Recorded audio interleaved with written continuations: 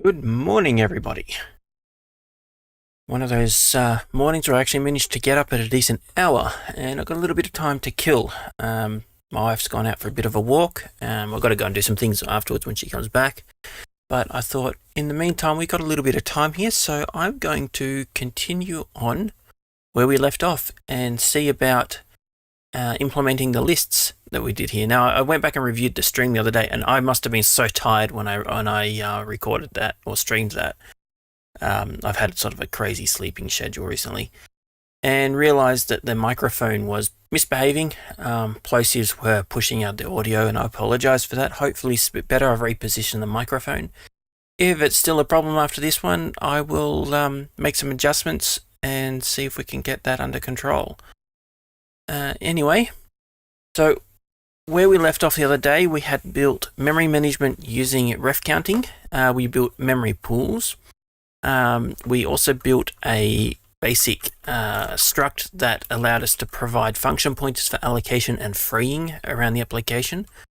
So we'll just go back and have a quick look at that. So we created this struct, the memory allocator. And then we can pass it around. And we've only implemented the default allocator, which literally is just a wrapper on free and like malloc on free. But we actually can now create another allocator that uses memory pool. So what we'll do is we'll grab a definition from here, just because I don't have to remember it then. Go to the bottom of the memory pool file, source file, and we're going to create a memory allocator, and we're going to call this memory pool allocator. So I've got to define these guys, and these have to be in the prototype, what do you call it? Yeah, the function prototypes need to match malloc and free, so that's easy enough.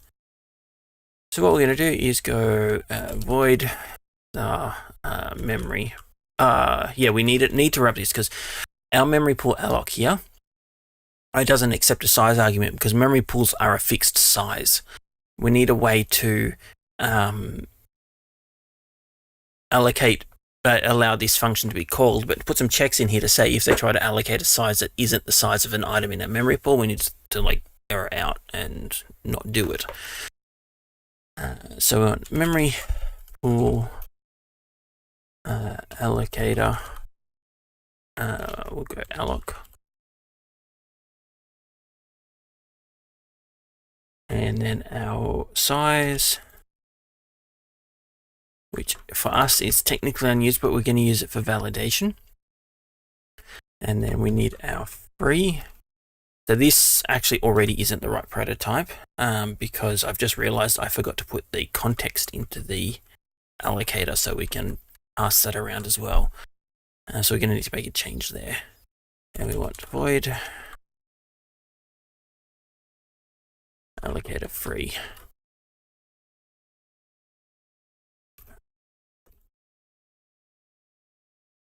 These are very simple. We're just going to do some basic checks. If the size not equals the pool size item. Nope. Technically, you probably should put a nice error code here. Maybe make some, like instead of just using like a null and setting, mem or something, you probably should return a defined code. But this is just an example application, so we're just going to return null as if memory allocation failed. Whoops. As if memory allocation failed. Otherwise, we're just going to wrap the allocator. If I can type. The pool. And then free, again, this one is nothing special. It's just going to wrap the free. Actually, we can just use the existing one. We don't need to re-implement that. So our malloc here is actually memory pool malloc. This is actually static because it's only local to this function. It shouldn't be used any other way. And free is just memory pool free. And so, yes, that should be all we need there. But we are going to need to change. We'll just check that compiles. No, it doesn't. What's wrong there? Incompatible prototype. Yeah, we're going to need to change the prototype. So this here is going to need to change to accept a context for both of these. So we just go void start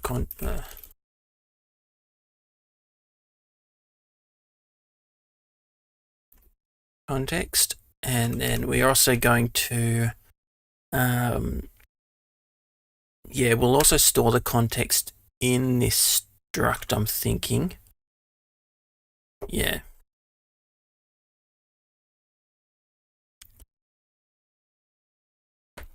Yep.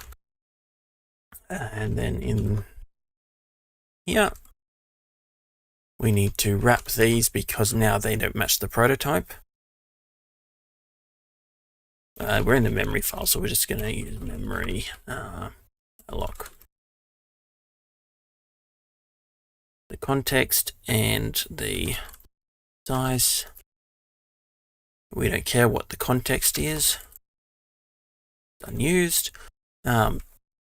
This will just suppress a warning saying we haven't used an argument if someone builds this with one on unused arguments as a compiler option. It's good practice to do that. You don't have to. I just threw it in there because, I don't know, I suppose it'll make things easier later if someone decides to build this something else, but whatever. And this is just going to return malloc size. And then this is going to be memory alloc. And we're going to need the same thing for free.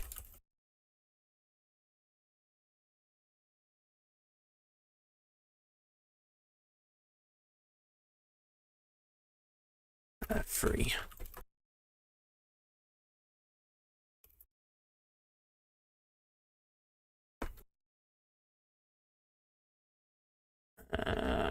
In the wrong directory, so we'll do that. So what's wrong here? Makes pointer without, because we haven't called it correctly now because there's an extra argument to pass to the allocator. So we need to update ref count. Instead of storing a constant pointer to the allocator, we're actually going to take a copy of the allocator. Actually, should we do that? No, I actually don't like that. It's going to be needing to copy extra memory rather than one pointer. We're copying two plus the context pointer. So we're actually going to keep that. We'll go back and change the other, but we'll pass in an extra argument here of the allocator's context, which is using void star context, allocator context, we'll call it. So then when we initialize all of this, we're also going to store it.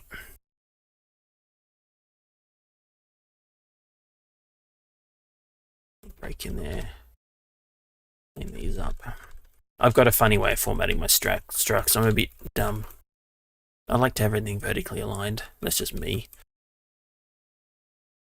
I don't think many people really do that, but I find it easier to follow my code when I do it. I can work with code that hasn't done it, of course, but I just find it faster. Anyway, so I will put this in order.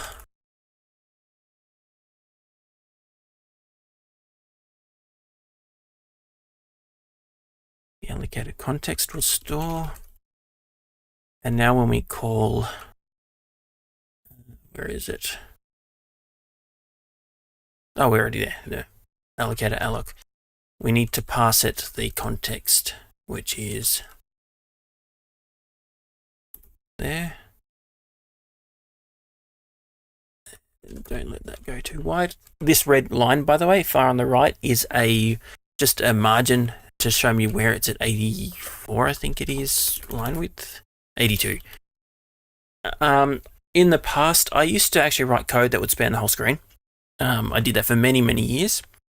And as I've matured as a developer and worked across multiple languages, multiple projects, I have found the fixed width at 82 column, while it initially feels restrictive, to be extremely valuable And I know people look at that and go, oh, that's archaic. You only did that because of old terminal windows, or you're only doing that because you're streaming and you've enlarged the font size, or that's such an old school technique. Until you actually use it and push yourself to stick to a column width like that, you don't realize how much it speeds up your scanning of the code. If you're paging through, especially someone else's code, and you get lines that are 150, 200 characters long, and suddenly they word wrap on your screen, or you've got to scroll to the right to see the rest of the line, it becomes really hard to follow, and you don't realize, because you naturally been doing it for so long, you don't realize how much time and effort you're wasting just trying to understand what that long line of code does. Whereas if you break it into a few lines on clear points, like for example on the comma here for the argument, you can clean things up. And if you've got, say, a whole argument list, you can just keep adding lines like this for each argument, and then you've got room here. You can say, comment them. If you've got a function that takes a ton of arguments and you're passing, say, a few nulls in, like this, and then say a boolean, maybe an int.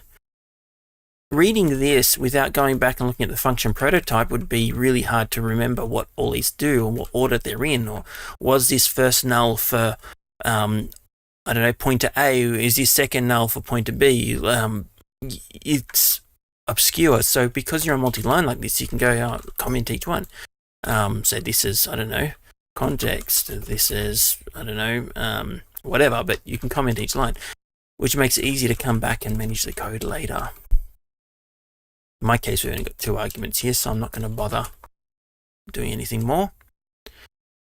The other place we've got to do this here is we've got to pass in the context of the free function. So again, we're just going to go mem allocator context and pass that in. So that should be happy. Nope. Where have we got that? Oh, we haven't updated the prototype here.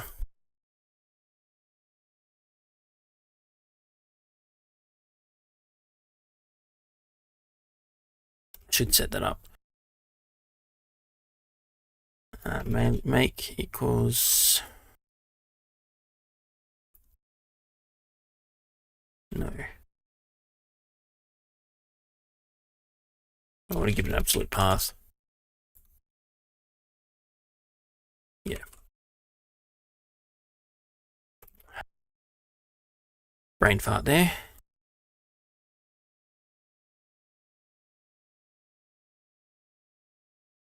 Okay, now make will alias that. What's wrong there?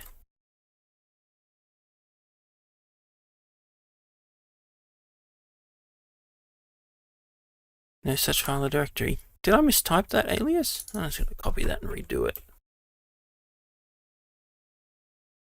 Give it trailing /2.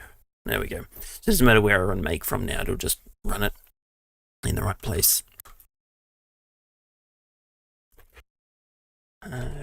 Line 14, we got a, 14, we have a problem. Because we're in the memory pool and we need to adjust this to pass in that context.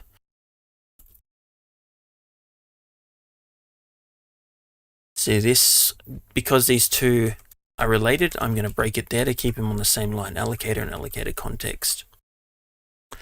We're going to need to update the struct to store that as well.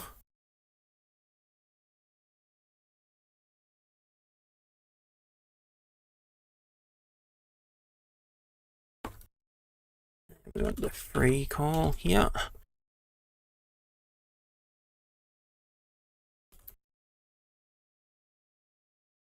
In here, we need to store that.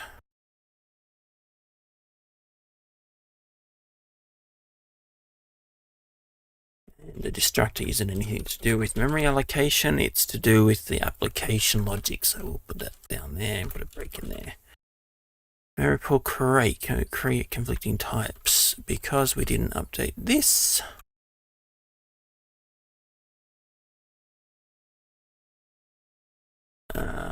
Allocator context.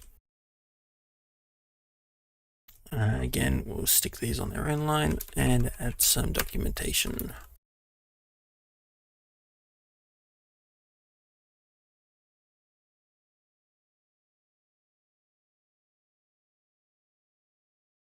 Yeah, I know, not very descriptive, but it is what it is, and I'm not going to bother. Again, my ism with formatting of lines.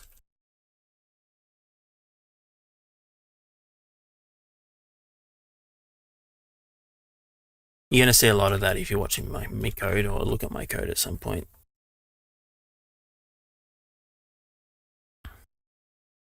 Yeah, that should build. No, we're still missing something. What's wrong here? We haven't updated the prototype for the functions in memory pool C for the allocator down here. As this should have... Oh no, this is the wrong prototype. It's trying to typecast. We need to go context.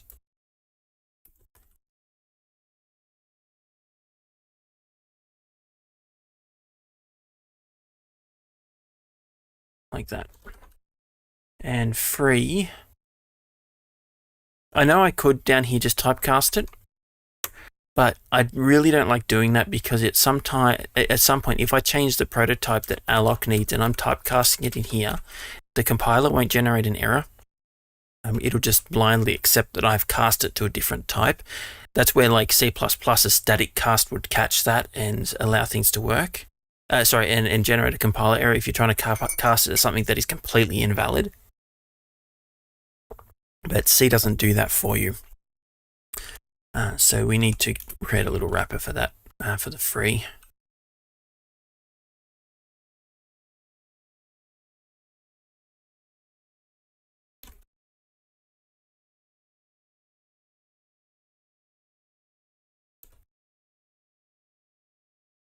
Oops.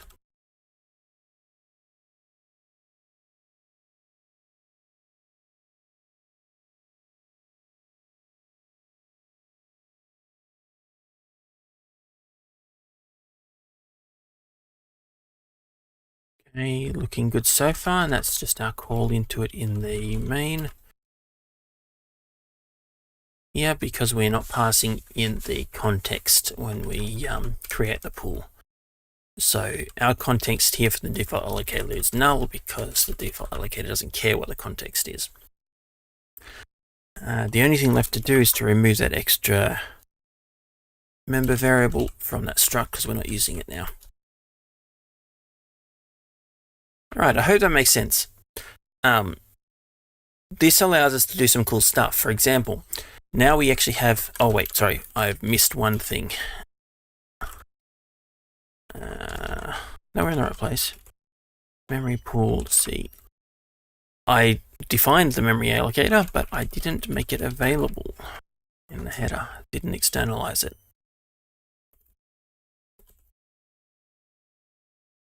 Like that. And it should be extern. I'm pretty sure it should be const as well. And we need to go and update the other one. This is just protection so that people don't edit the parameters of it. I don't think I did that in the default one, and I should have.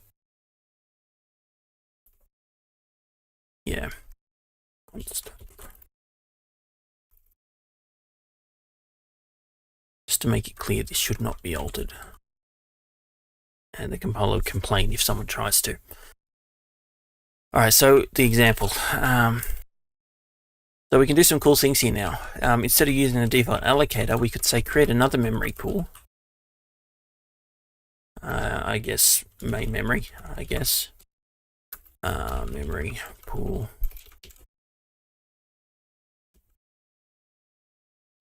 Create main memory.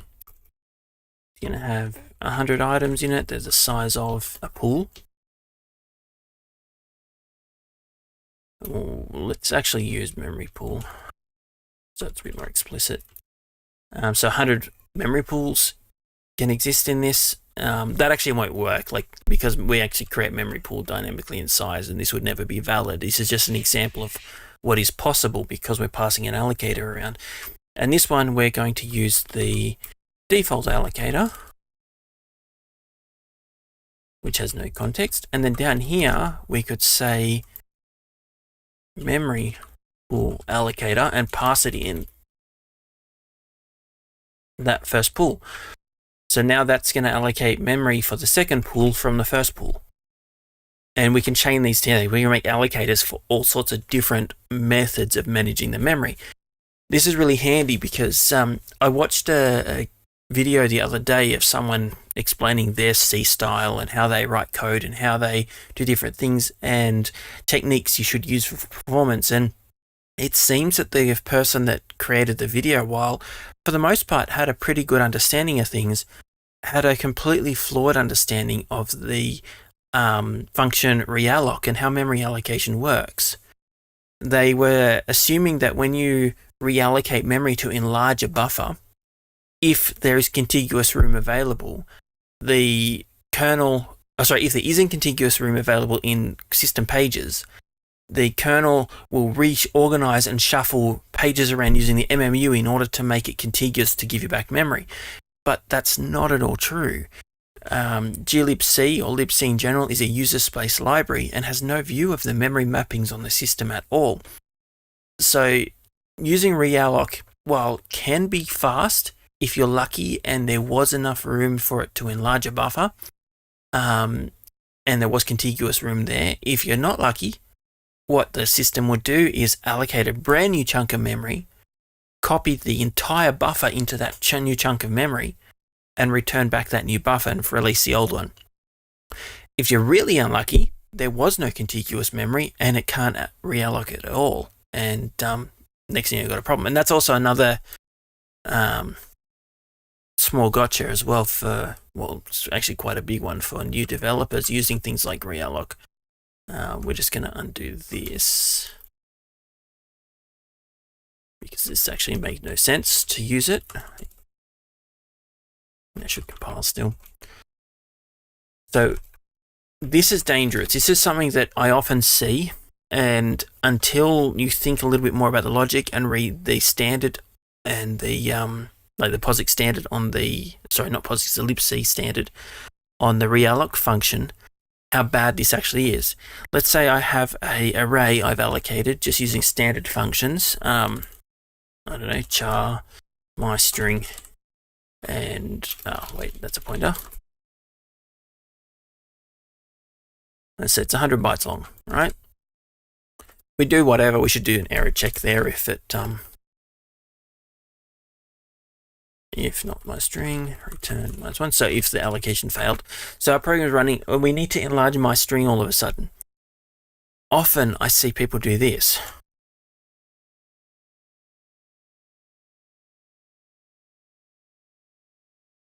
That's a bug. Even if that allocation succeeds, that is still a bug. Because what happens if the allocation fails? What does realloc do? Realloc returns a null pointer if it fails.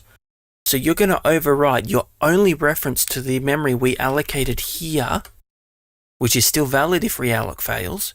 We're going to overwrite that pointer to null here, and now we have a memory leak. It's unlikely to fail because it's such a small allocation, but if it does happen for whatever reason, like I was saying the other day, memory fragmentation, or we are low on system memory, that's going to cause a memory leak. So you must do it into a temporary pointer, or any pointer really, a temporary local. So then you can say if it failed, then we can just, return from your function, like whatever. If it didn't fail, then you can go my string equals temp. So if it has failed, we actually still have the reference to the allocated memory to free it. I see this in examples all the time, and to be honest, I actually used to do this. I didn't twig, hold on, there's a bug here, until a few years ago I was reading through the documentation on the function itself, and I was like, hold on, what happens if the memory or what happens if this fails? What happens to it? Does it free the memory we passed it because it couldn't enlarge it as well, or does it just leave it untouched? And it leaves it untouched. So that's a gotcha for a lot of developers, even seasoned ones. Hope that makes sense. Anyway, so what we're going to do now, we've got all that allocation stuff sorted. We're going to implement a list. The reason why I want to implement a list or a vector, and it's going to be a vector of pointers, because quite often let me just jump into main again. Quite often when people are using vectors, they'll do this. And we're still going to do essentially the same thing, but with a little bit of a twist. So it's an array of pointers, say pointer list, or we'll go struct list, or struct vector, I guess, equals malloc times size of, we'll make this my struct. Okay, so there's 100 items there, easy. But if we want pointers to the items, we're going to go size of, I've got to think for a second. Yeah, size of my struct. So we're going to have an array of pointers. Now, for every time we want to add an element to that vector, we need to allocate the memory for my struct. It's got to come from somewhere. So we're going to go my struct entry, start entry, and type size of my struct, essentially, and then you can go struct vector count, I guess, entry, right? Just shove that in there. Every time we want to add a new item to this vector, we need to allocate the memory to shove it in there. This calling malloc itself for this, well, it's not inherently bad if you're doing a lot of, like I said the other day, a lot of freeze and allocations and freeze, and your access patterns are really random. You've got a large data set, or these allocations are big. This can get very slow. We can cause memory fragmentation. We can have issues. But if we instead use a memory pool to store our to do the allocations from, the memory pool is pre-allocated. We only have done one bulk allocation for so many, in this case 100 items, and so every time we want a new struct, if we pull it from the memory pool instead and then put the pointer to that item into the vector, we haven't actually done another call to malloc. We haven't done another memory allocation. So we could allocate 100 items and free and reuse them and stuff, up to 100 items in this case, without any calls to malloc, other than the initial couple calls to set up the vector and set up the pool. If we need to resize this, because we're doing it directly, we'd be using realloc, but we're only enlarging an array of pointers, so the data we're resizing is only small. The other benefit is, because of all these allocations are coming from our contiguous block of memory in the memory pool, there's a high likelihood that the memory is going to be cache coherent, because we're going to allocate in fairly, like in a order like 0, 1, 2, 3, 4, 5, 7, 8, and 10. In memory, our structures are all going to be in the same place in memory, one after another, even though the vector is an array of pointers to those locations in memory. So when we access the first one, the CPU is going to prime the cache line and read ahead the first however many entries it wants to put into cache, which will speed up our accesses. So this is a really, really, really efficient way of avoiding malloc while getting a huge boost in performance, because we're taking advantage of going to cache only for accessing the memory in this vector of pointers in a loop, which is the most common use case of a vector or a list. So memory pools are really, really, really powerful. There's a little bit of work to create them, and while we do here have a limit of however many items we initially created the vector with, we can actually wrap this in another memory pool vector, which I'm going to do later. We're going to create another type, which is a dynamically growing memory pool. So we can say once it hits the limit, we can allocate another block of memory for another pool of another 100 items or so, which allows it to dynamically grow as big as the application needs it. And as memory pools get freed, we can free them in blocks without fragmenting memory, because we're freeing blocks of 100 items or 1,000 items rather than one at a time. It becomes really powerful. So we're not going to implement our vectors like this directly. We're going to actually write a module to sort that. So what we're going to do is come in here and we're going to go, I like to call them lists, because vector is a term, while it's technically more correct, it often gets confused with vectors as in, graphical programming vectors. At least in my mind it does. So we're just going to call it a list. Put our guards in there.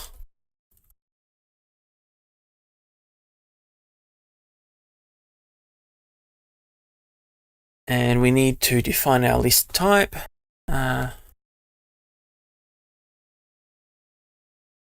This is a list. And in this, we're going to have,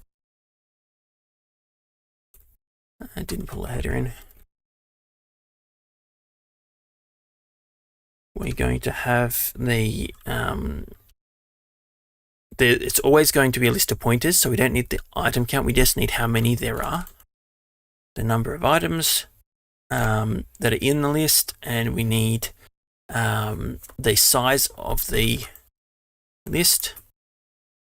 So size of items and the list itself. So that's all we need for our list. Very simple. We also need our, again, we'll pull in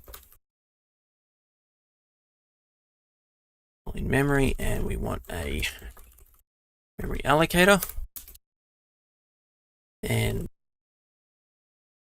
this should be a const pointer.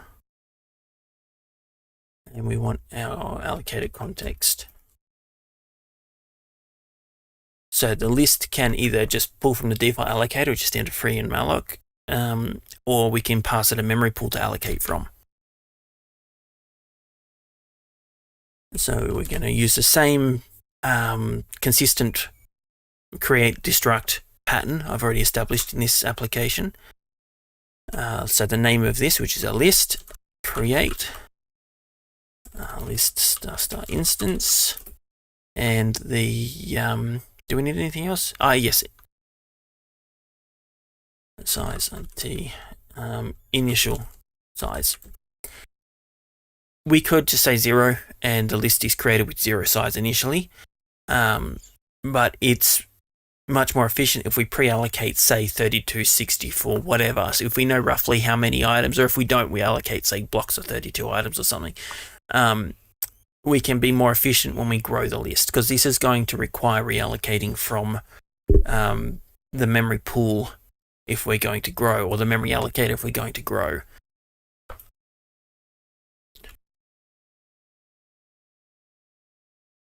We need the allocator, and we also need the allocated context.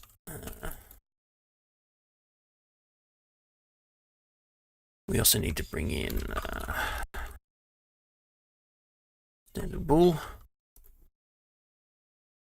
So we'll create, and we're going to have a destruct.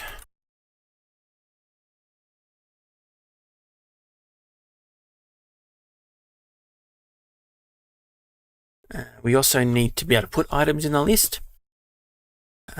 Bool list. We're just going to actually add. I suppose we could stick to proper vector names, I guess. List push.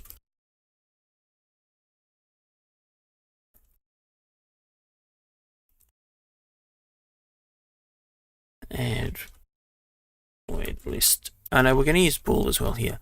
I like to return usually a true or false for functions that really don't have any other return type, where there's only 2 states. So if push fails, well, then it's because the list was full and we couldn't allocate more memory, for example. If it's true, we successfully pushed an item into the list. If we the list was empty when we tried to pop, well, then there's no valid value in the return. So we go list pop. The result will be like that. I think that's all we need for now. We don't need to go too deep. Maybe a list at, list remove, list find. There are extra things we can add later. But let's get these initial ones in here.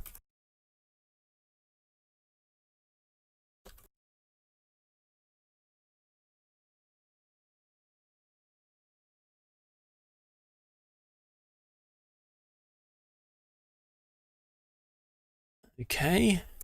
And we'll add this to the CMake. So it builds it. And this is, again, is very simple code what we're going to do here. First, we're going to initialize instance to null. So again, if we exit this function because of a failure or whatever, the callee, like the code that called into us and passed in the instance, it has it returned as a null because our destruct, we can go if not star instance return. This way we don't have to worry about being passed a null on destruction if creation failed, which makes the calling code much simpler. There's no, if we fail to construct, we've got to go down here and free all the other stuff we freed. We can just assume that the destruct calls are always safe to call. Hopefully that makes sense. If not, it'll make sense later when we start to actually use this stuff. So now we need to allocate our list. Allocator, allocator context, and we want the size of list, or say size of star list. So we're only allocating enough room for our instruct. We are going to have to allocate a extra pointer for our items. Although we could make that part of this one allocation actually. Let's change that. Like this. Or should we? Should we? No, let's keep this struct a static size and use a pointer there. So it's going to allocate from the pool for its items. Actually, no, I'm still not convinced.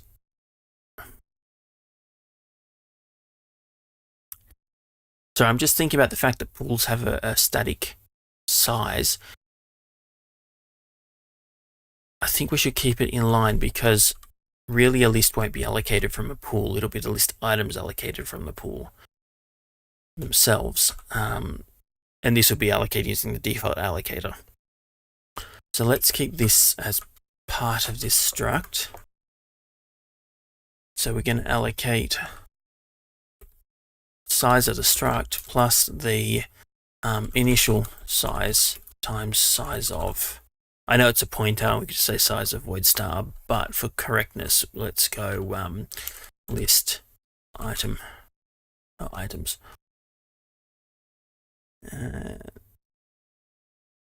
Yeah, I think that's right, except, I know order of operation is correct. Let's make that a little bit clearer to me at least. So size of list plus the items that are trailing afterwards. If the allocation failed, of course, return false. Now we can initialize it. List size items is the initial size.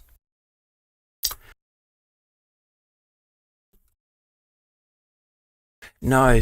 We definitely need to allocate that as a pointer. Otherwise, we're going to invalidate anything that references this list if we do a realloc on the address changes. This definitely needs to be a pointer. So forget this. This is just a standard allocation. We then need to, before we do any of that, oops, put that back. We need to do our second allocation. If initial size, because if the initial size is 0, we don't care about doing this allocation. I know technically we could call malloc and there'll be no issue, but we're calling a custom allocator, and who knows if the developer has remembered to put a check in there if an allocation of 0 is passed in. Or it might be more performant to do the check here instead of branching into another function and doing a call and return. So if initial size, then we're going to go list items equals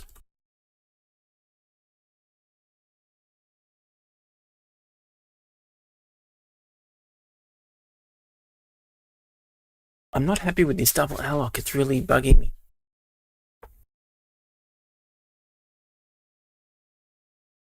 Let's persist because I know how I'm going to fix this. It will provide both a static and a local one without the extra allocation, and this, so we're flexible. We're going to create two create and init functions in this case.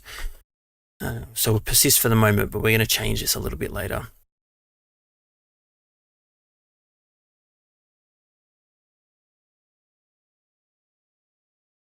You might notice for all of these, I'm not using a form of calloc to initialize the zeros because we don't need to. It's an extra bit of overhead for this stuff. Calloc's great, but for these basic types, we don't really need it. For debugging, it might make things easier, but we've got better tools for that these days, such as the address sanitizer. And I have compiled this, configured this project to make it easy to turn that on later if we need it. So we need to check for fail here. If failure of allocation,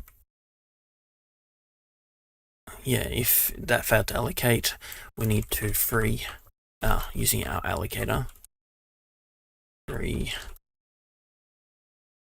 the list and return false. If the items failed to allocate, then we return.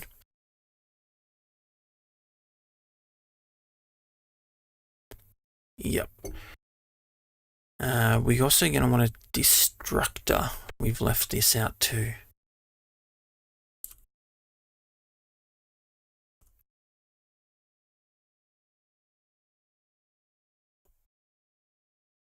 Do we? Yes, we do. Destruct will be called when an item is removed from the list. Let's go and add to the project. Actually, I could have just done this.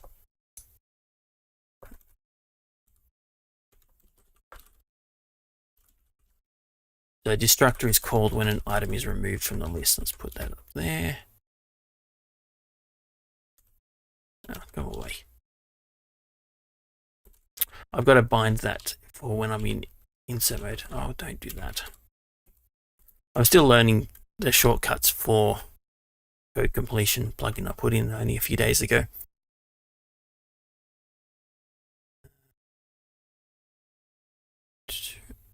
That's right.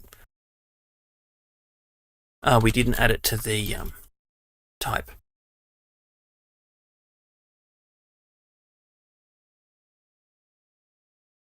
So the destructor will be called when we remove items from the list, if it's set. Now we need to set up the other members. Here's the initial size. The amount of items is 0. There's nothing in it yet. Add the destructor. We also need to do list allocator. Yes.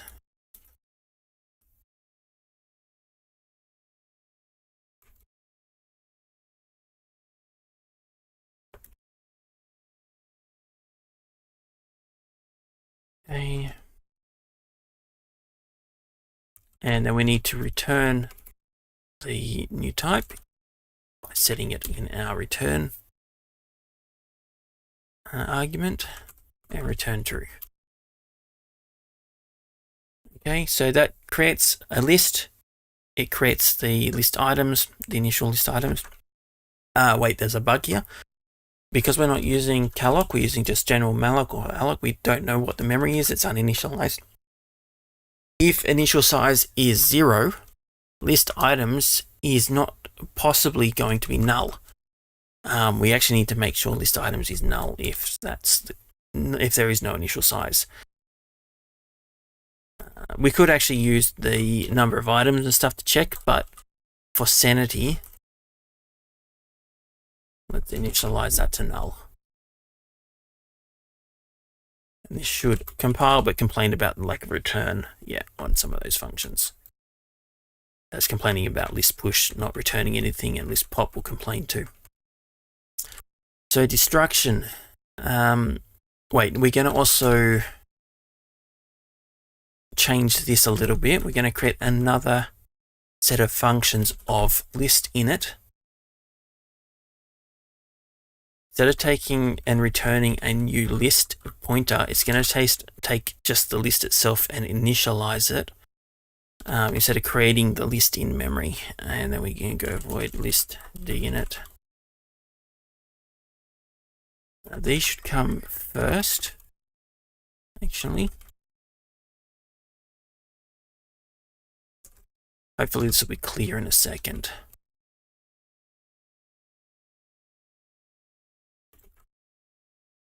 So in here, we're literally going to be just moving all of this into list init.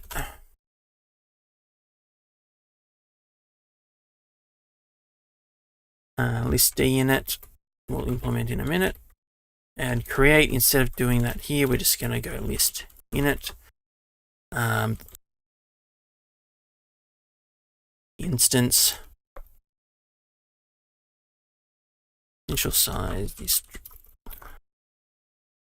destructor, the allocator context. And destructor is just going to go list dinit instance.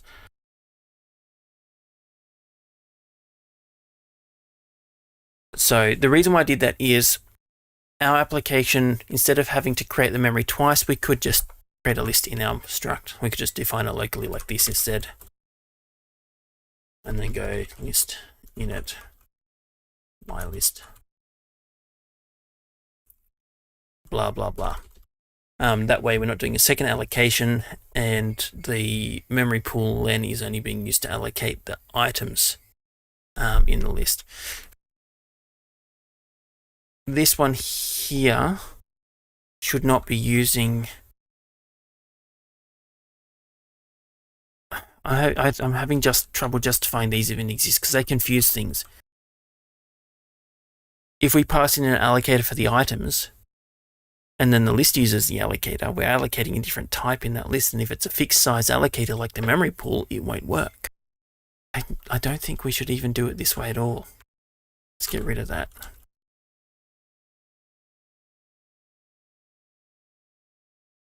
Yeah, I'm much happier with that. Okay. So list dinit.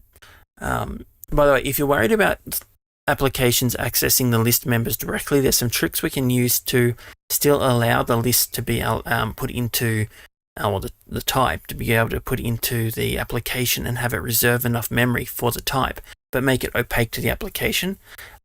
Things such as using the tooling, the CMake build process to do a build test to find out how much space that allocation needs, and then define a dummy type, I guess, an opaque type that just reserves the space for it. And then internally, the list functions can use the struct as it knows its internals and its structure, but the external application just sees an opaque block of memory rather than an opaque pointer. But we're not going to address that at the moment. So dinit's fairly simple. We're just going to check if it's not there, return. Like if it's null. We're also going to iterate through all the items in the list. So this is simple. We're going to iterate through in reverse. The reason being is if the list has a deallocator and the deallocator is popping items out of us as we iterate and deallocate, we don't want it to mess up our index in our ordering. Otherwise we'll start accessing stuff we shouldn't access. There are other ways that it could fail as well, but this is going to cover most cases. No, we're going to use size because that's the type we're using to count the item. I equals list number of items minus 1. No, it's not minus 1, it's just 1. I not equals 0. No, we don't do that because we're iterating backwards. And then minus I here. The reason why the subtraction happens inside the loop here is because firstly we're iterating backwards and I is going to be past the end of the array. It's going to be one higher. We don't decrement here because it's going to happen too late. And if we do it here as well, when I reaches 0, it'll decrement before the next test and it will underflow. And you'll end up with minus 2 trillion something crazy, some crazy number. So we need to do it that way, and then we're going to access each item. And if we have, this only matters if we have a deallocator. A destructor, sorry.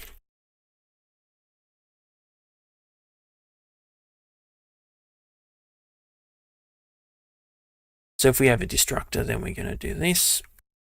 Missing a brace.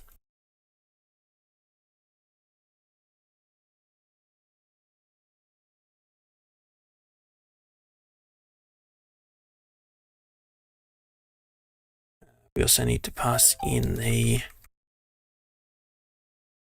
Oh no, we don't need to pass in any context or anything. We just need the destructor like that. And then we just free our memory. List allocated context, list items. And because we don't want this to get mucked up, we're going to cheat a little bit here. Instead of going through and setting everything manually back to 0, we're just going to use memset list 0 size of, which means we're going to need to pull in string.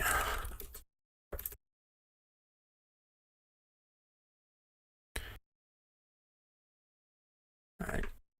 Technically, you don't need to do that, but it's really easy to do, and it will save you a lot of bugs later. It also means, again, because we've zeroed everything in here, if this is called again, we can say if not list or list, or not list items return.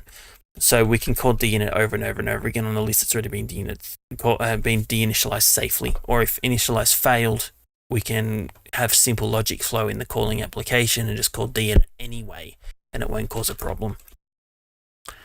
Get rid of those extra braces. I don't think they're needed. List push. This is very easy. Needs some bounds checking, but it's basically just list items, list equals item, and list pop is going to be just start item.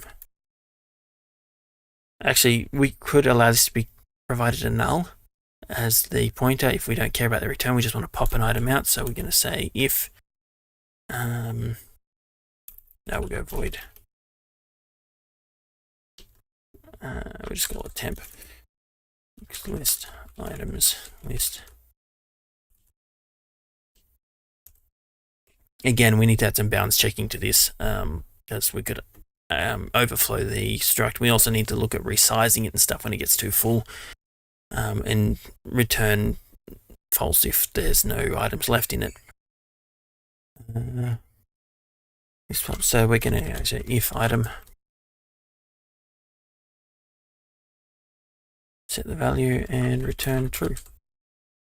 This also needs a return true. So bounds checking on the free is simple. If list it's empty, and push is a little bit more complex because we want it to dynamically grow if it's too small. I'm wondering if the allocator should also have a realloc. I think it should, because it could be implemented more efficiently by the allocator if it has some special logic for it. So let's go and add that.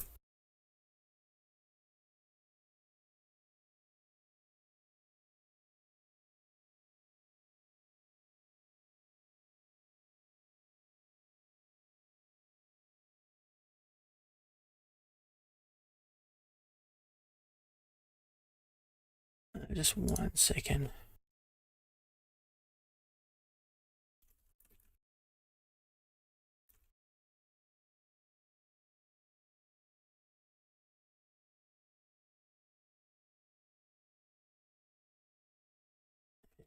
Them aligned.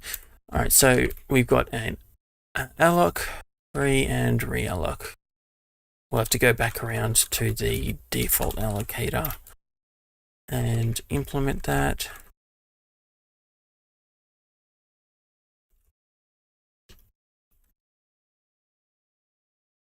Which again is just a wrapper on realloc.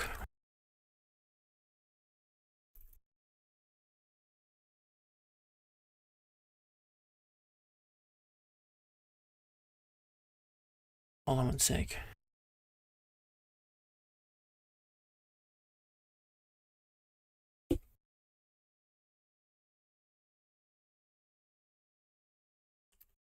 So we've got that, and then we got to do, sorry, I got people messaging me at the same time. I'm going to have to finish up very soon.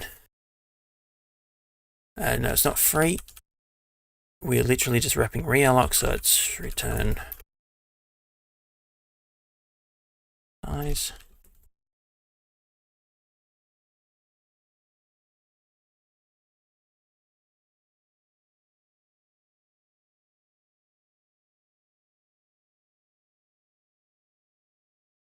Yep, so I got an issue a list, but we'll fix that in a minute. We need to fix memory pool as well. This one. Memory pool does not support reallocating.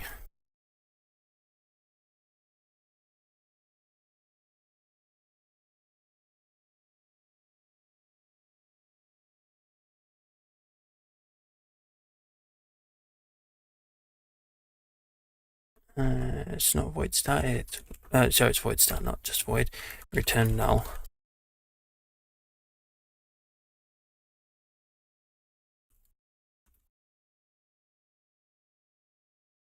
Because memory pools are fixed item sizes. It shouldn't be realloc, it should be allocator realloc. Just to keep the naming consistent. And let's chuck a comment in there.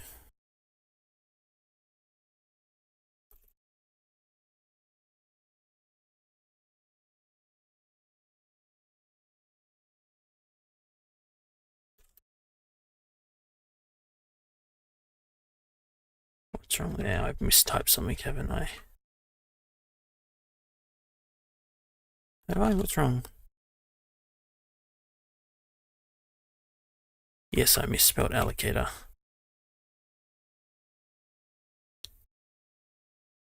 Memory pool, allocator realloc. I can't see the typo.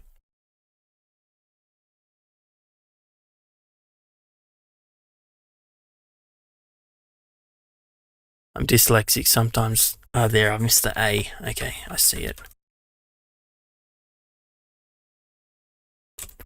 I'm dyslexic and sometimes I can't see those errors very easily. We didn't pass in. What's wrong with the destructor there?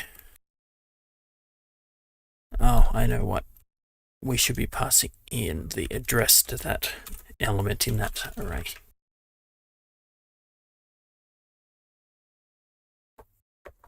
And also our it should be void star star. That's better. In which case we shouldn't be passing in that. We're just passing back the value. Okay. We need bounds checking here and implement the realloc. That's where we're up to. If the list number of items equals list size items, we need to enlarge the array. We're going to enlarge by, just for the moment, an arbitrary number, say 32. We might make this configurable later, but we're just going to do something simple for now. So if it's full, hold on, sorry.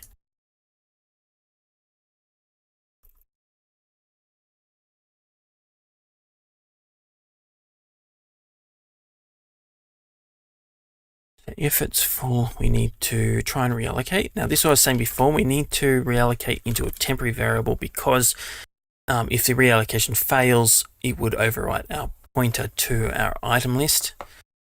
So Missed. Far out. Just I have to run off and do something in just a second. Let me just write this a little bit.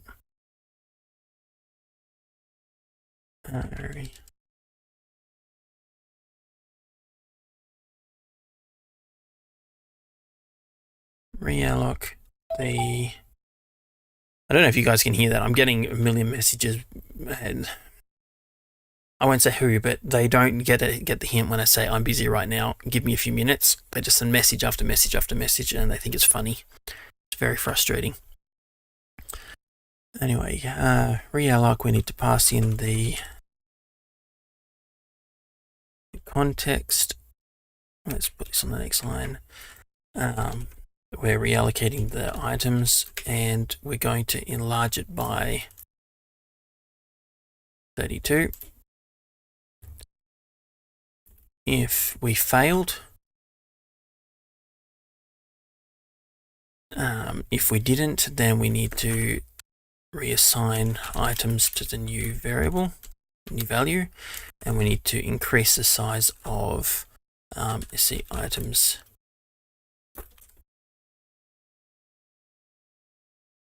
Okay, so that will dynamically grow now. All right, I need to finish up. I'm very sorry. Hopefully later on today I might get back to this and we can do a bit more. But yeah, I think that's good progress. It'll be fun to be able to finally use this allocator and start actually making it do some fun stuff, especially the deallocation. That gets really interesting. At least I think it does.